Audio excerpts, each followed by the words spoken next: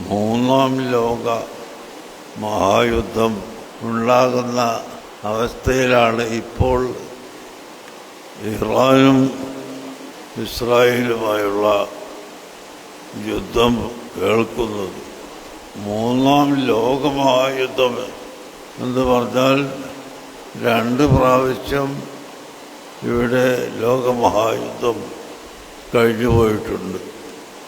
അതനുസരിച്ച് ഒരു സ്ഥലത്ത് യുദ്ധം നടന്നാൽ മറ്റു സ്ഥലത്തും അതിൻ്റെ ദാരിദ്ര്യവും വിഷമവുമെല്ലാം ഉണ്ടാകും.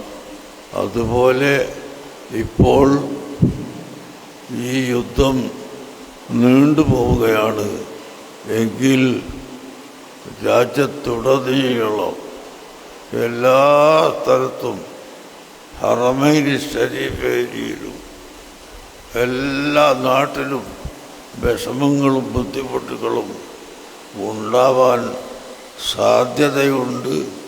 അതുകൊണ്ട് എല്ലാവരും പ്രത്യേകമായി ആ യുദ്ധം നീണ്ടുപോകാതെ അവസാനിക്കാൻ വേണ്ടി ദുആ ചെയ്യണം എന്ന് ഞാൻ പ്രത്യേകം ഓർമ്മപ്പെടുത്തുകയാണ്.